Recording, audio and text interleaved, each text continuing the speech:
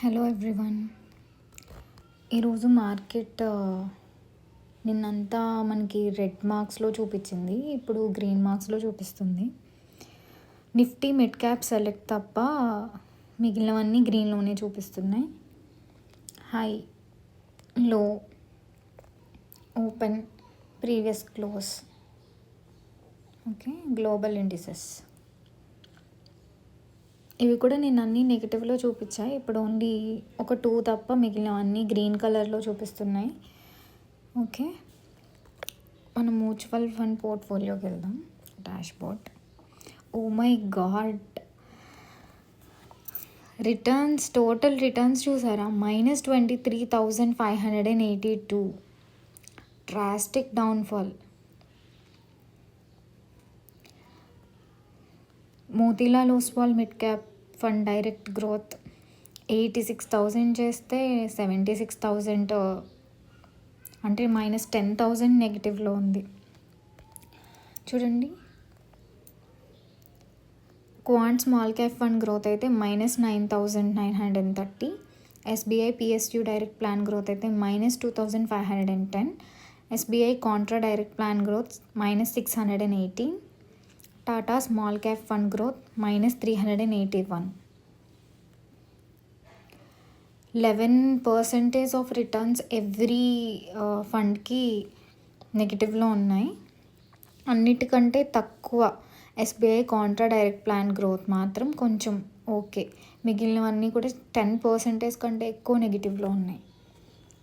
Day change చూడండి, day change 2% నిన్నటి కంటే ఈరోజు నెగిటివ్ అయింది. అంటే నిన్న సపోజ్ 10% నెగిటివ్ ఉంటే దానికి ఇంకొక +2 యాడ్ అయింది, 12% నెగిటివ్ అయింది. ఎక్స్ఐఆర్ఆర్ హ్యూజ్ డిఫరెన్సెస్ చూసారా? -49.80%, -24.02%. SBI PSU direct plan growth -44.95%. అన్నిటికంటే Motilal Oswal mid cap fund direct growth అనేది చాలా డౌన్ అయింది. బట్ ఈ ఫండ్ ఒక 1-2 ఇయర్స్ నుంచి చాలా బాగా పర్ఫామ్ చేస్తుంది. సో అందుకే నేను ఇందులో ఇన్వెస్ట్ చేశాను. Let's see in the future. Okay, portfolio analysis చూద్దాం. 1 మంత్ గ్రాఫ్ చూద్దాం.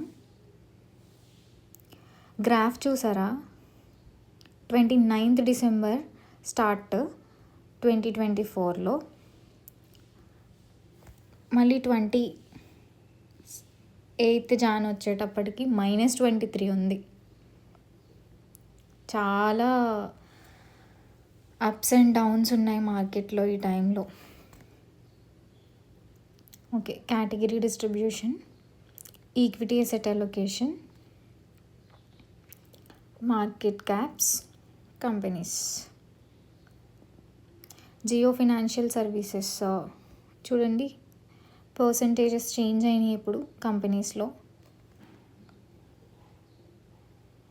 ఓకే,